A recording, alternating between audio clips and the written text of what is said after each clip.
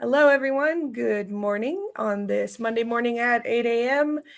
This is the Community Unlocked podcast. I am Jamie Langscove, and this is my co host.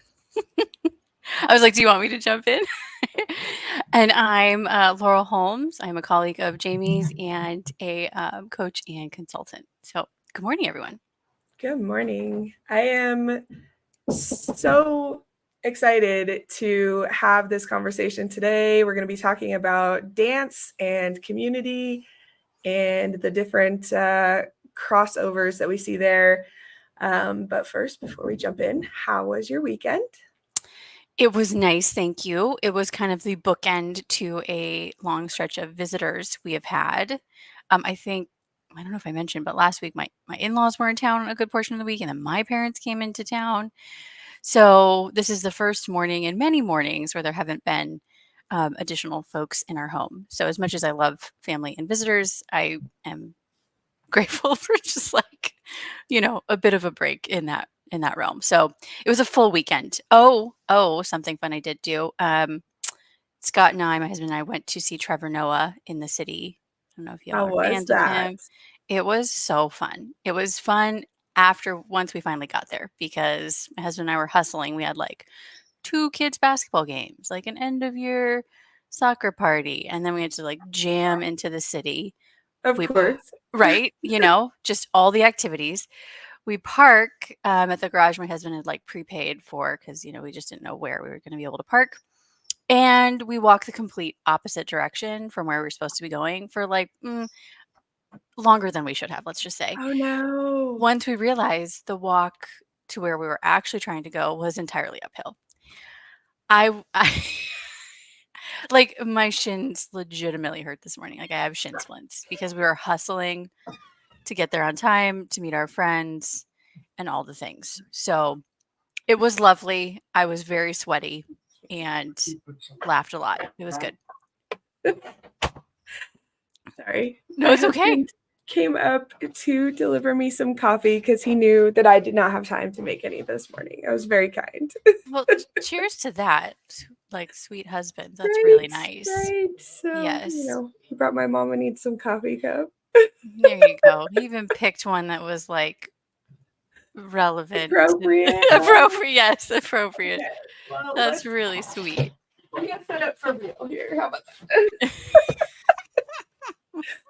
Oh, that is lovely. That is wonderful. He came in. He says, "I knew you wouldn't mind," and he hands me the cup.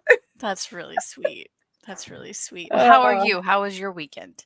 I'm okay. I mean, y'all can probably hear that my voice is really, but I've been fighting this cold that we started talking about 2 weeks ago, if y'all recall, I know with your with the kiddos. kids getting it, Mhm. and then me being like, I'm so lucky. This is one of the few times I haven't got it. And apparently I cursed myself. So here we are. I'm so sorry. So otherwise, my weekend was good. It was very sort of chill. I got my 5-year-old on Roblox, so that's a Oh, thing now. So we did that. The older girls still like playing, so they got on, and so all four of us were playing together, and we even that's taught Dad fun. how to play for a hot minute. So that was fun. Um, and I got my craft room cleaned up, which is nice. That always feels really rewarding. I mean, probably a bit of chaos in the midst of it. Craft rooms come with lots of Oh bits yeah, and bobs and tiny things. So, yeah. Well, and it was like ongoing madness after Halloween when we had oh, done the like two parent scramble to get all the things put together and get the kids out the door. So because I am stubborn and I won't go and just buy mhm. a complete costume because that's crazy talk. But we legitimately hand glued feathers onto wings to make wings for one of my kiddos. So, Which is needless to so say, amazing. that room was a nightmare. Mhm, But finally mhm. got that picked up. So that was cool. I did That want feels good. to do a couple of commentary on stuff going on in the industry right now. Yeah, let's do it. One of which is, have you heard about this Devternity conference where this guy legitimately invented women for his tech conference for several years now? Wait, what? No. No. Yes. I have not heard. I mean, I'm a little bit under the rock with something, so please fill me in. Yes. So the more that I followed this saga, it continues to unfold. And basically, one of my favorite people in the DevRel world, Maddie Stratton, back in 2019, I think 2019 is what I read, had called out that this particular conference, which has apparently always attracted the big names in DevRel, didn't have any women or female speakers, female presenting speakers on their roster. And not only that, but it was primarily white dudes. And Shocker. right. And so supposedly the female co-founder of the conference was like, oh, we invited all these women and only three accepted and two no-showed and blah, blah, blah, blah, blah, right? All these excuses. And then like 2 hours later, some mysterious female engineer from Coinbase or Meta was added to their speaker roster that year. And nobody thought anything of it. Apparently, she did not actually present anything at the conference, but there she was. So this is going on at least since then. So somebody this year recognized that, this conference has a couple of female speakers, but they are not real people. But They don't exist. So I'm just trying to wrap my brain around this. So they would just like publish their kind of speaker list or agenda. They would include female presenting names, right? Mm-hmm. And with topics. Pictures. With pictures. Oh, wow. Oh, okay. yes. And then at the actual conference, obviously these people don't exist. There just wouldn't actually be these presentations. Yeah. Yeah. And apparently this is the virtual only conference. And so I don't know what excuses they gave, but it goes deeper. But wait, there's more. What? So apparently this guy also has been sock puppeting, pretending to be this female developer online as well. And like has several social profiles and like comments on his own stuff from that female profile as his real self. So he has his own channel of like YouTube and shit. And then he logs into this female developer's profile and publishes on his behalf as well. So now, from what we can tell, there is no female co-founder. She probably doesn't exist. None of these female speakers have been real. And this guy likes to play act as a female developer online, posting like kind of racy pictures of this supposed female person. Yeah. And I'm trying to dig into this, like, what is the point of all of this? Like, what are you trying to get to here? Are we trying to prove a point? I mean, but isn't it fascinating that in this individual's mind, the easier path was to create female profiles, pretend to be a female, than to just invite actual females, right? Yep. I mean, that felt like the easier choice. That and makes me I don't really know if sad. that speaks to, well, part of it, I think, is there is which I don't want to go too far down this rabbit hole, but there is a person who keeps headlining this conference who has a history of really terrible commentary towards women. And so I'm wondering how much of that is they did ask and nobody was interested. Or like you said, my real takeaway was this guy is legitimately too afraid to talk to women or can't be bothered. Or that just feels like the harder choice. Yeah. Or, right? And I'm trying to understand the addition of the sock puppeting really confuses me because I'm like, okay, he's either trying to prove that when he posts sort of scantily clad female photos alongside the exact same content that he posts on his feed, he gets more engagement, I guess. But again, what is the point of that other than to try to delegitimize female developers, which I can, from given the pattern of behavior, I assume is part of the agenda here. But at what point does he pull back the curtain and go, haha, I'm the wizard, you know? I mean, he probably Some wouldn't of y'all are too young to know that reference, but here we are. I'm with you, Jamie. But I mean, I think the reality probably is he would never have, revealed himself as the wizard to keep going with that had someone not said anything, right? Why? And then it begs the question, does he just like pretending to be a girl? I Does he mean, like the maybe. attention?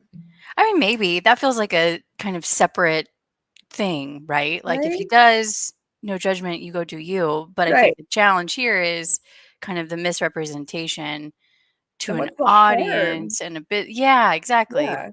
So, um, yeah, I did not know that. That feels very, I don't know, disruptive and disturbing. Like, what's the chatter been? Like, what's the So the noise outcome around it? ultimately has been that all of those top-notch speakers who, the Scott Hanselmans and the Kelsey Hightowers of the world, who were signed up to speak, but who have writers in their contracts that say, I don't speak at conferences that are not inclusive in their speaker lineups, have pulled out of the conference, and the conference got canceled altogether. And the organizer's whole response to all this has been basically as expected.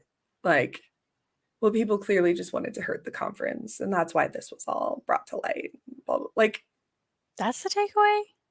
really? Come on now. Right? At this point, you're just being intentionally obtuse. Come Yeah. on. So yeah, Interesting. It kind but of makes me want. Oh, go ahead. Sorry. I was just gonna say, I mean, there's a part of me that's like, I've always wondered because I've been in tech for so long. I've always wondered, is it this bad elsewhere? Is Oh, the like other industries? Yeah, like is the misogyny and the ingrained, I don't know, the behavior is just wild to me. And is it this bad elsewhere? I don't know. I mean, like you, I've been in tech for a long time. And so it's hard to, I think, see myself outside of that. But if I draw on conversations I have with friends or, just I think the unfortunate reality is it does exist. I think it's probably a bit amplified because of the nature of tech and it's kind of just a loud look at me type of industry anyway. So you hear about this. Yeah. But I think the unfortunate reality is it does. It creeps into everything. And, I think that's going to be our reality for a bit longer. So, It is wild. Like, mhm. I think a lot about conversations that I've had with my husband who is not in tech. Mm. He grew up very blue collar. He is right now he's a stay-at-home dad, but when we met, he was a technician for one of the TV service providers. And so he never was fully exposed to any of this. And so I tell him some of this stuff. And I think there are times where he's just like, are you bullshitting me? Like, I it can't know. really be this bad, right? And Well, I'm I like, think that's the thing. Even like the most well-intentioned, coming from a place of wanting to understand type of male individuals, the reality is they will never be able to fully understand, yeah, because men treat them differently, women treat them differently. Like there's just, they will, I have a similar experience with my husband where he's like, really? And I'm like, oh yeah, like this is just, and it is, I think it sounds like much like your husband. It's like hard for him to wrap his brain around because his experience is so different. Yeah, it's pretty wild. I mean, I would say that in my experience, it's been such a blessing to be able to be fully remote because I don't Mm, have a lot of those in-person microaggressions anymore that I had when I was in the office regularly. Um, and I mean, these were when I was, 10 years younger. So the attention is very different at different ages, especially when you're a woman. I mean, you can look mhm. at Hollywood, right? Like how many over 40 or even over 30 women get a lot of the lead acting roles, right? Um, but even when I was working, like I was in marketing in a manufacturing company, and I had to go to a client dinner with my boss and several other female colleagues. And I was young and I was ignorant, and this was the first time I'd ever gone to a client dinner. And while we were at this dinner with all of these powerful white men, one of them tried to grope me under the table. And I was like, I don't know what I'm supposed to do right now. And I just sort of froze and just was like, what is happening? And like pushed his hand away and like under the table, like subtly, because I don't want to embarrass him. I don't know why that was Isn't my that concern, amazing? That's how our brains work. Like you we're know? still protective Right. of, mhm, I'm just like, what? Now I think back on that and I'm like, God, I am so lucky to not be physically at risk in some of mhm. these spaces. And, I see more and more of the big companies pushing people back into the office. And it's like, y'all really don't understand the implications of all of this. And like, how many fewer harassment claims and um, assault and all of the inappropriate behavior that happens when people get together in person in office situations where there's power dynamic issues and there is things that they feel compelled to do that they don't want to do, and how much of that can be saved by allowing people to just be at home where they're safe. Yeah. Yeah, absolutely. I mean, and so many other reasons too, but that's a big one. Yeah. Well, I'm Well, sorry that happened, and cheers to not having to deal with that shit anymore since we're right, home. Yeah, right. I know. Okay, well, I know. on that note, I, let's I don't know how we transition out of that, Jamie. I don't really talk know, about but dance. yeah, Yay.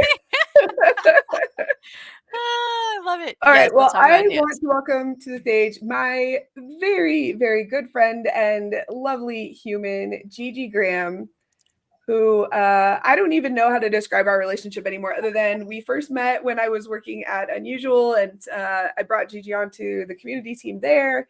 And we have just stayed friends, and I have lived vicariously through your young, lovely single life. Um, And so, welcome, Gigi. I don't know if you want to give anybody any additional color around that very awkward introduction, but Jamie, when we met, it was kind of like love at first sight. And I remember going through the interview process and I had asked, can I talk to her one more time? Because we only spoke for a half hour. And it seemed too good to be true, honestly. And then you were who you said you were, But when you go through the interview process, it's two ways. And oh, you want to look for green flags, but pay attention to the red flags too. And it's been almost closer to 2 years than not, and I've yet to find a red flag in you. So oh, you're very yeah, sweet. thanks Thank for you. and you've also put in the effort to maintain our relationship. It's two ways as well. So I've appreciated the effort you put in as well. Anyway, Yeah. happy. I creepily like to call myself a collector of like individuals that I think are just extraordinary, and you are one of my very favorite people. So I am so glad to have you here. And a little context for everyone about our topic today. How would you describe your dance world? Because the whole reason we got into this conversation is because of you sharing all of your adventures in the dance community with me. Yeah. Well, not to be too cheesy, but I kind of joined dance for community. So post college, I moved back home with my parents because I live in the Bay Area and didn't get a six-figure job like most of my classmates. And I was trying to figure out, okay, well, I don't live down the street from all my friends. We don't have clubs that we join. We don't have how do you make friends in the adult world? And so one of my friends, I think was getting his MBA at Santa Clara at the time, said, hey, come to this dance thing with me. And I had never heard of this type of dance. I didn't know what to wear. I felt awkward. I was like, what? I'm not a dancer. My experience with dancers were snobby middle schoolers, and that's not a good representation of dancers. But anyway, so he took me to this club that had this kind of dance on Wednesday nights in Mountain View. If you know, you know. And then, it was a group. I went to a group lesson and kind of fell in love, and it's been 5 or 6 years since then. But minus 2 or 3 for the pandemic. So I like to think that I'm newer, but not really. If you had asked me, I would have said you've been dancing your whole life, because I wish you have this it has a hold on your heart. I can tell just by the way that you talk about it, right? You're so passionate, and this clearly is something that has given you a lot of those deeper connections. Mm-hmm. I'm fascinated. I'm fascinated by your entire experience with the dance community. And I know that you've traveled, and I think the most interesting part to me is that it seems like you can really just walk into a dance group gathering. I don't know what you call them. Like, is it just going to a dance club, or is it like a social? Okay, so like a social, Yeah. and you don't have to know anybody, but the language of dance goes so far beyond the verbal language barriers that, I mean, talk us through some of the travel things that you have done. I mean, you went to Mexico, you went to Australia. Like, let's dig into that a little bit. Yeah. So you know how most people go and travel and want to go to a monument or a museum or go on a beautiful hike.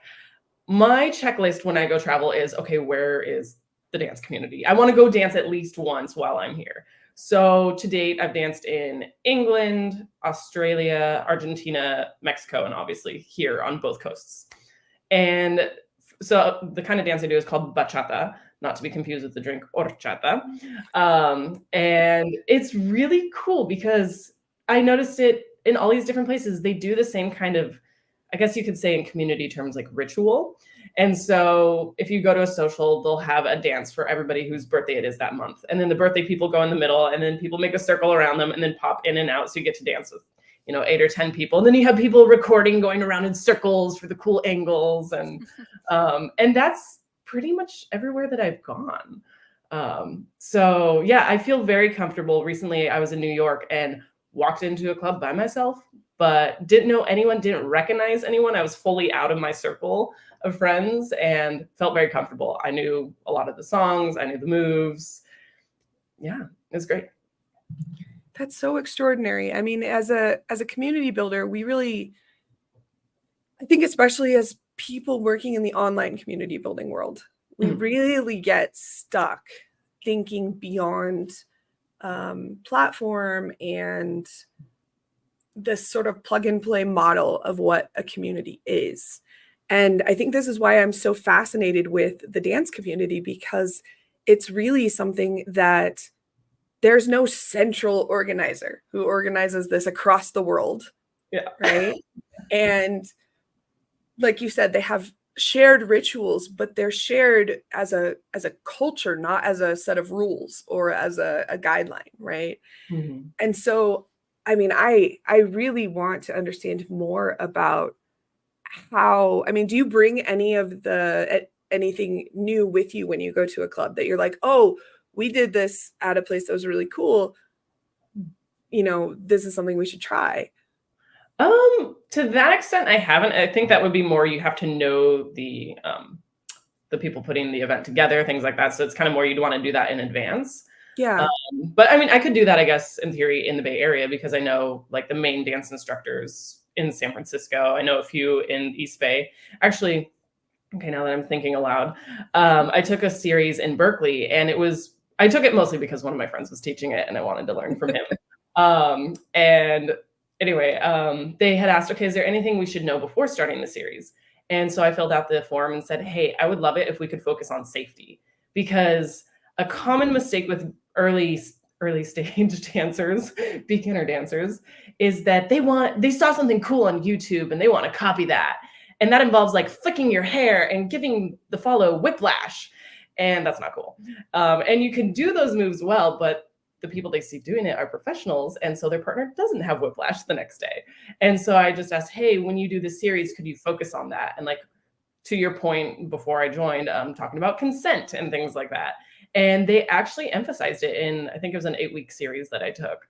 So in that way, I did kind of help in that area. And when I go to that side, East Bay, that side of the bridge, I do notice that people have really good technique there because I know a lot of them have been trained under that particular couple. That's really interesting. So is there any sort of, I know I said there's nobody organizing this centrally, but is there a knowledge exchange, or is there a way that you keep up with each other outside of just showing up to these events? So I would say the biggest one right now, somehow, which is a mystery to me, but it's still on, I refuse to call it Meta, on Facebook. That's where a lot of the events are organized. So either Facebook or on Instagram, there are a lot of people there. And to go a little deeper into the Instagram side of things, when I was in Mexico City, I met someone and he was connected with someone that I knew in San Francisco. And so I reached out to her, like, do you know this guy? Oh my gosh, I love dancing with him. And I think they maybe met at a festival in Florida or something. I don't know. Like it's global. This world is very, very small.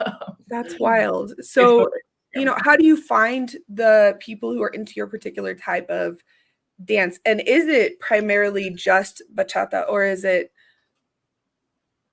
all different types of dance that sometimes you find bachata and sometimes you don't? Like, how does that typically work for you? So it depends. Generally, for a bachata event, you'll have bachata and then 10 to 20% salsa songs, depending on who's the DJ. But then if you go to, say, a festival, so I went to a festival a few weeks ago, they had bachata, salsa. Salsa is the biggest room always, the most popular one. So if you want to get into dance, I'd recommend salsa. But so you have bachata, salsa, and then they have a style called zouk, Z-O-U-K, which is based in Brazil. And then they had one called kizomba, which I think is based in Angola.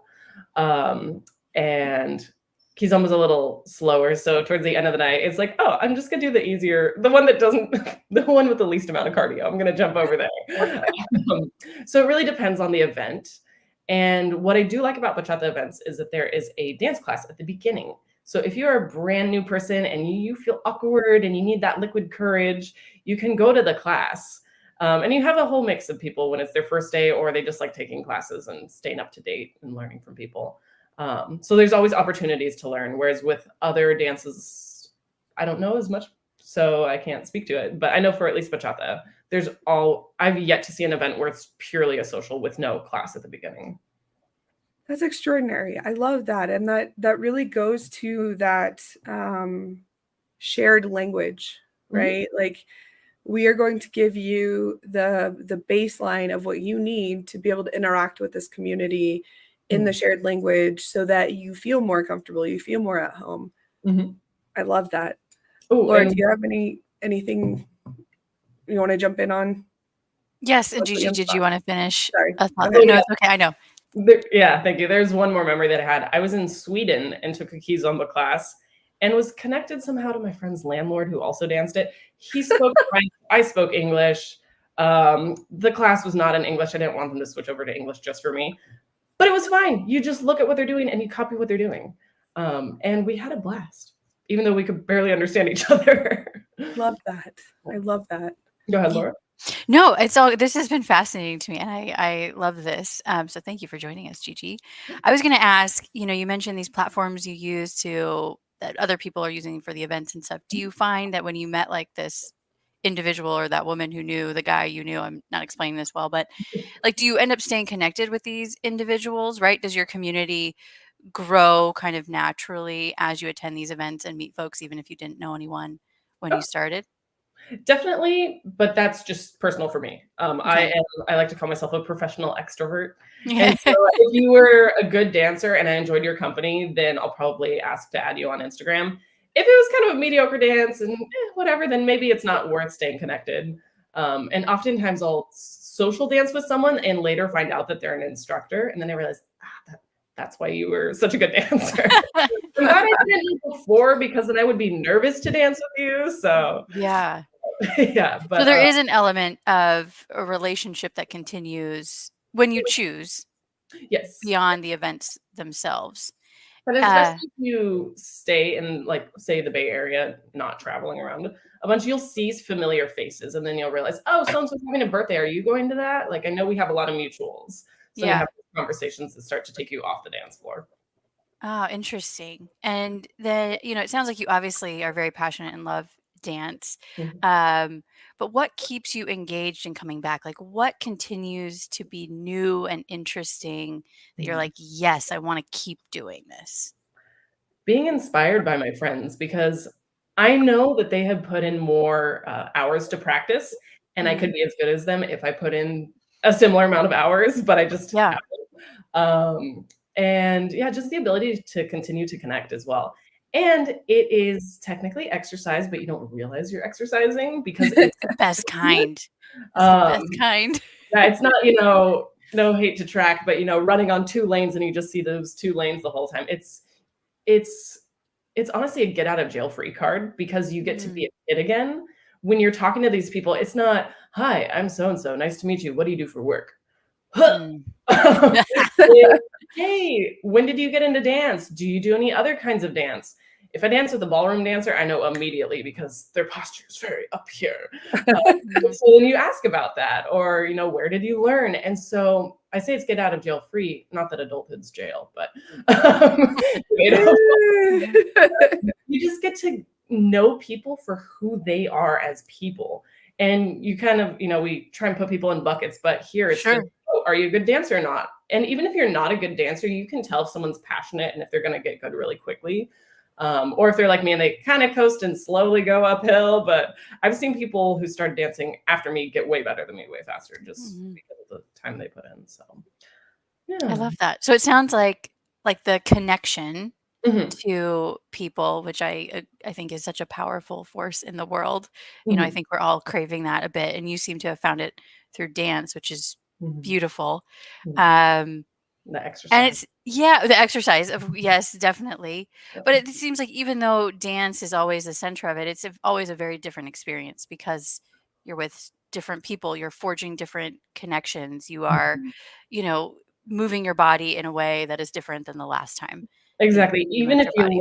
Even if you're with the same dancer, it could be a different night, they're in a different mood, maybe they had a hard day at work or they didn't. You pick up on those kinds of things.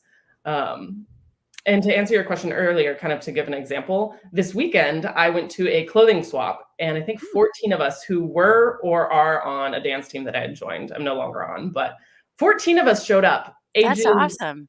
20-ish to someone I didn't want to ask, but she had naturally silver hair, so probably late 40s, early 50s, I would guess.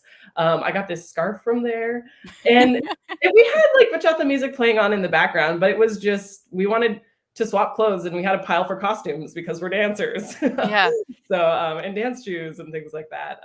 That had nothing to do with dance, but everyone there was a dancer, so it was really wholesome and sweet. kind of that extension of community and those relationships. Yeah, Mhm. I love that. I Yeah, think so that's yeah, lovely. you get a support system there. Yes, Yeah, it's yes. And did you get extraordinary. anything else? Did you get any costumes or the scarf or No anything costumes. fun? No costumes? Scarf and a jacket and some exciting things, yeah. So I do have a logistical question because you've mentioned dancing with people. So is it a partnered dance Yes, always?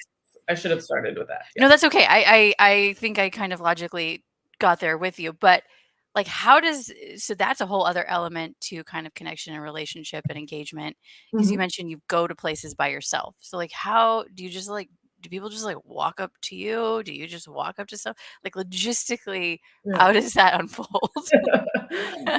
Well, so bachata club is very different from your regular club Okay. in that, kind of pointing back to what you were discussing earlier, I feel so safe in a Mhm. bachata community, even though it's very sensual dance and people kind of look at it sometimes like, whoa. When I go to regular club, there's a very high chance I'm gonna be groped, someone's gonna come up and grind on me, just something gross is gonna happen. And so when I started doing bachata, I feel a lot safer there. And because for the logistics side of it, people will come up and ask you, "Hey, do you wanna dance?" And if you say no, 9 times out of 10, they don't get mad. They're just like, oh, okay. And they go on to the next person. Whereas that's not the culture in a club. They'd be like, oh, screw you. And then all of a sudden you're a horrible person for saying no. And I was watching, I can't remember if it was a TED Talk or YouTube or something, but they were saying, I think it was a TED Talk, where they were saying no is kind because then they get someone who actually wants to dance with them and you're not giving them like a pity dance. They get a higher quality dance.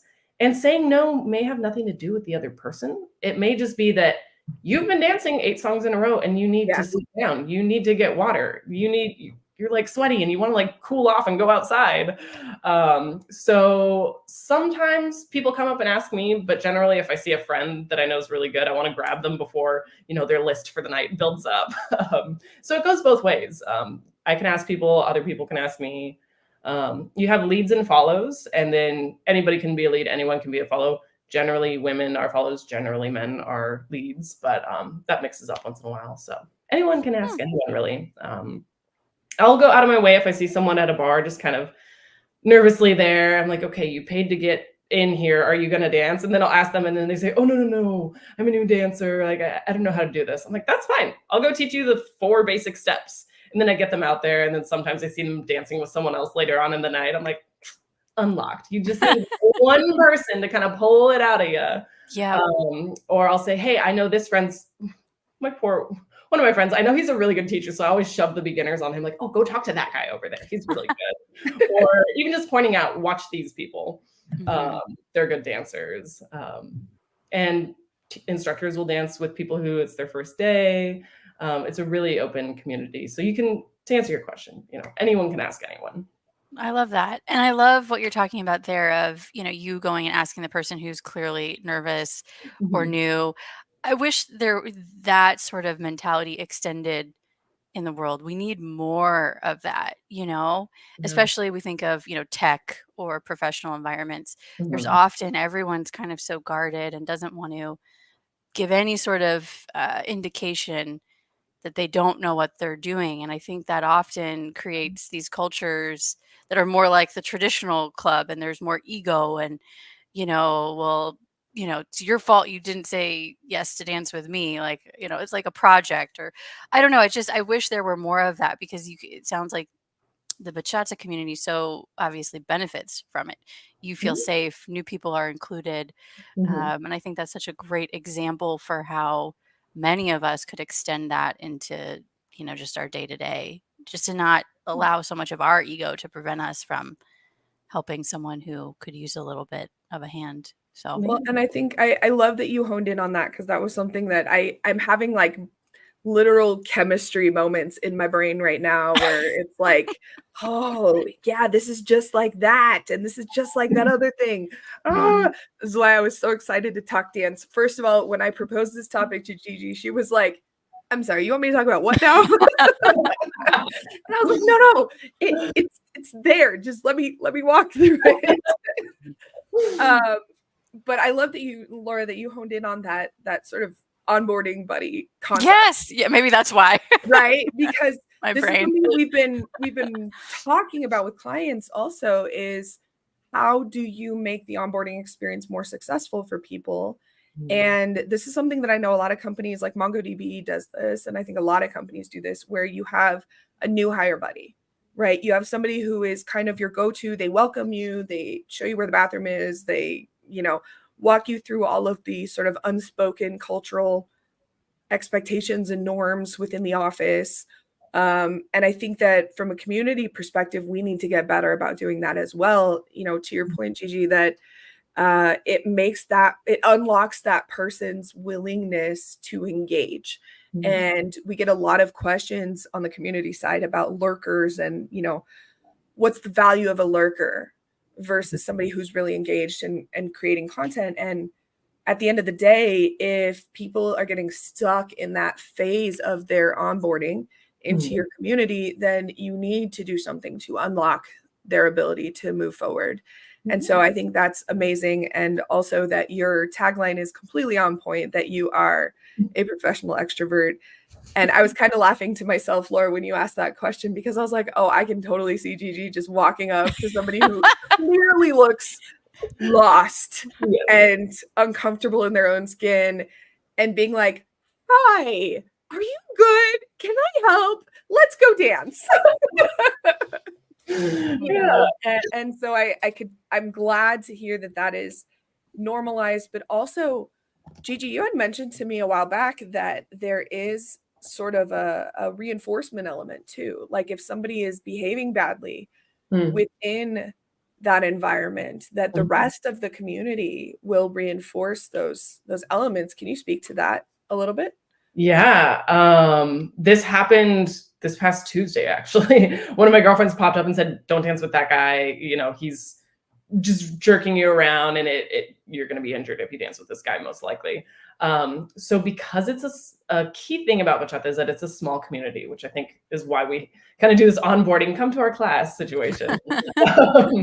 But also with it being small, word travels fast. And it's not necessarily to say, oh, that's a horrible person, but I mean, sometimes people are just jerks. That's a fact of life. Where there are people, there will be problems. But sometimes it's just out of safety, you know, hey, this guy gave me a really bad dance and just be careful. I want you to be able to dance and have a good time while you're here. And there's only been once or twice where I've really had to tell someone off because, you know, they maybe made inappropriate sounds or something, you know, and there was one time in particular, I told a guy off and then we continued to dance on the same dance floor for another year or two, but he didn't even make eye contact with me. And every time I saw him, he was with someone else and he was hitting on someone else. And to an extent, okay, but it was to the point where it's creepy. And so I set up my boundary, like, do not do this. And then I was never bothered by him ever again. So it's very subtle, but it can just be run up, hey, watch out for that guy. And that's it.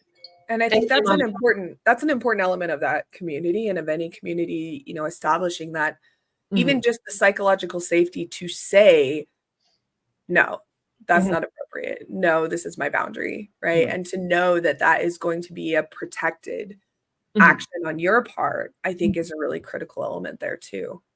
And that takes time to learn how to say no for some women, including me. I did not come to that point easily, but yeah. Was that reinforced by other women in that space or other members of that space? Like, how did you get to that point? I think it was just wanting to have a good time. I'm paying to be here and I don't want to have to be catering to other people's, not their feelings per se, but you know, a really good example that stuck in my mind was there were, I think 3, if not 4 of us ladies sitting down on the side. This guy went up, said, hey, do you want to dance? No. Do you want to dance? No. Do you want to dance? No. Do you want to dance? Yes. Okay, cool. And then he went off and danced. He got 3 rejections and then was fine and went off. It was a great, it just reminded me. And then again, that video of saying no is actually good. I think that video really helped me kind of gain that confidence to say no. And then you also get to practice your gut, like having your gut check. Do I trust it or not? And every time I said yes to somebody that I should have said no to, it was probably a subpar dance. Or if someone bumped into them, they were super rude. People bump into each other all the time. And then you kind of just look back and be like, oh, I'm sorry. And then that's fine. And then you move on. But sometimes people can be jerks about it. So I've learned to trust my gut over time because you dance with a few dozen people each time you go out. So you have a lot of opportunities to practice building that self-confidence. I love that. I love that. Oof. You doing okay? Yeah. I just have so much, like, I'm even thinking about like the parallels with a church community, right? Like you have, there's this idea that you can walk into any space that is represented by that group and you know what you're getting into, you know you're safe there. You know that the expectations are a certain way, but they're consistent. You know that you know how to behave, you know the culture, you know what the expectations and the rituals are. And I think that's part of what makes some of these organizations, these communities last, but they also provide that universality of like, if you want to walk into a church and pray, okay, firstly, I am not religious, but I know quite a lot at least. And I know, yeah, Gigi, you do have a pretty strong relationship with your church. And, but you know, you can walk into a church and pray and nobody's going to be like, what are you doing here? Why are you here? right? They're going to say, how can I help? What can I do for you? Do you need anything? Are you good? You feel free to do what you need to do. Mhm. And I think that's really powerful. And I think that as community builders, we have to figure out, how do we establish that level of psychological safety to say anyone is welcome here. Mhm. These are the rules that everyone abides by and reinforces, Mhm. right? And, my takeaways here are that the most successful communities are very good at doing this without a lot of heavy top-down mandate of like, no, you can't act that way and you can't say that thing and you can't do that, right? For the dance community, it sounds like it's such a well orchestrated community reinforcement of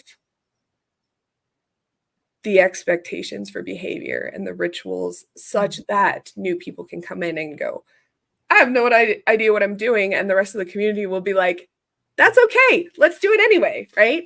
Yeah. And I think that, we strive for that, and figuring out, I guess, a question for you would be, what, and I kind of know the answer just because I know you, but like, what are some of the things that make that fulfilling for you as the more expert person in that interaction, to Mhm. reach out to that person? Like, what makes that something that is enjoyable for you to do? Because I know that's something we struggle with a lot. How do we get experts to be excited about welcoming new people? Mhm.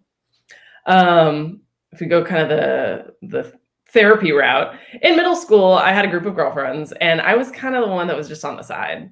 But I went to a school where there were only 60 kids, about 30 of them were girls. I didn't have very many options for friends.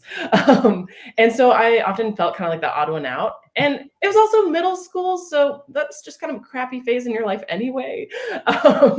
But I think going through that, I mean, first world problem, but like that experience helped me notice kind of the odd ones out in groups. And so I like going to help that one person, because I've been that one person where I wanted someone to come and welcome me to the group and say, hey, you're safe here. I think there's, with dance, to an extent, there's an element of safety of, you can be dorky. I saw a person who'd been dancing for 7 or 8 years that I used to be scared to dance with because he was so good, doing like a bird flap at one point. That is not a dance move in bachata, but he was just having fun and doing it to the beat, and he was just being silly, and seeing him be silly gave me permission to also be silly. And people throw in dance moves from other things all the time, and it's creative and fun. Did that answer your question? I love that, though. I mean, just the ability to be vulnerable, Yes. and to come in as somebody who is more comfortable there, and to show others that it's okay to be vulnerable too, I think is so powerful. I mean, Laura, tell me, where you're at with that, but I think all leaders generally need to learn something from that. Absolutely. I think of, how a leader shows up is how their team is going to show up. And so, if you're leading a team of people, you have to let them see you a little bit. And I think that can be really challenging for some people, especially in professional settings. Everything is so transactional, so tactical. It's like, how do I show a little bit of me? How do I show up with a little bit of vulnerability that feels appropriate, that feels authentic to who I am? And so my team knows that they can then do that.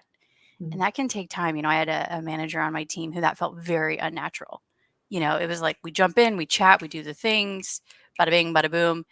And I almost had to drag out of him. I was like, how was your weekend? He's like, I'm not that interesting. I didn't really do anything. I was like, I don't buy that. Like, I know you like to read. He's like, yeah, I read. I was like, what'd you read? Like, just so how you show up, how being curious, sharing a bit about you is so important. And I love your story, Gigi, about you were that person, and so you recognize that in others. But I have a feeling there's just probably a natural, kindness in you too, that you want to help others out. But anyway, vulnerability is huge. And I think, excuse me, in a professional setting, and particularly in tech, because that's where I've been, that doesn't get celebrated, and trying to bring that back a little bit more remind people that we're people first. Yeah. We're not, just executing tasks. So We're sorry, It kind Jamie. of goes to what you were saying before, Laura, about people kind of. Nope, I lost it. It's gone. It's okay. It's okay. I think that the takeaway is there that vulnerability, showing a bit of yourself to allow others to show a little bit of themselves Mhm. is key. We've gotten so caught up in so much ego that if we just let go of that for a minute, Mhm. I think That everyone reminds would me of what it benefit. was. It was so Ego. like when you have leaders who are afraid to show any vulnerability because they don't want to look like they're incompetent or like they don't know what they're doing. And I think especially newer managers and female managers. I've seen this a lot with women in executive roles where they are rightfully so traumatized by coming up through the ranks and what they've had to do to get there that they don't want any sort of reason for anybody to question their capabilities, right? And so being vulnerable, being human is can be very challenging in those positions, I think. And it's something I've observed, and it's something that I think as an industry we need to do a better job of making those people feel that it's normal to be human in leader roles. I mean, I think a lot of especially C-suite execs feel like they have to be this image of what the executive looks like, as opposed to being like, yeah, my kid was sick this weekend. I had a really rough time, you know? Or I know, Gigi, you mentioned that there was a DJ that you ran into at the event you went to recently, and you were like, I saw him with his kids, and that was a totally different view of this person that I've known in one capacity, right? And I think that humanizing those people into the multiple dimensions that they are as humans, as opposed to just seeing them in the one context, goes further towards building trust, building legitimacy, and making people feel safe to experiment, innovate, make mistakes, be themselves at work or in the community. I think that's huge. I want to address Ariel's question in the chat, which is my apologies if you already answered this, as I came in late. As no sabo kid, how do I get into the Latinx dance community with 2 left feet and being self-conscious of not knowing about my culture, how to speak, dance, etc.? You could just start by looking online, see where there are events. Things are on Eventbrite. A lot of events, they have monthly ones. So I skipped the one that they had last night, but in San Francisco, we have a monthly one on the first Sunday of every month. Then we have a different group does one on the second Sunday of every month. But then you have a lot during the weeks. I started out Wednesday nights doing that for like 2 years. Pre-pandemic, it was only $10 for a class and social dancing till 2 a.m. Now I think it's Oh my like gosh, it's $15 so or late. something. It was great. Right? I'm like, you're so young and I was like, I energetic. haven't seen 2 a.m. in a very long time. I'm sorry. Well, I got okay, caveat too, I was unemployed, so it gave me something to do every week that was low cost but high ROI. So to answer her question, do something online. It's funny because to the oh no sabo, I speak Spanish, so I know what all these songs are saying. And if you don't speak it, everyone's like, "Wow, this song is so beautiful." And then I'm like, "Yeah, they're talking about I don't know a heartbreak or something." Something dirty that they. But yeah, generally, either start with okay. So people say bachata is easier to start learning with. Salsa is a little harder, but salsa is more accessible. So don't let that scare you away. But going to the point of vulnerability, even the professional dancers started somewhere at some point. So everybody gets that you were bad at some point. And like I had said earlier in this talk, there are people who started after me who got way better than me way faster because they went to extra practices and I didn't. And I know that. And they don't think of me less as a person because I went to fewer practices, you know? When we social dance, people step on your feet. It's fine. You know, I always say I have, 9 extra toes. It's fine.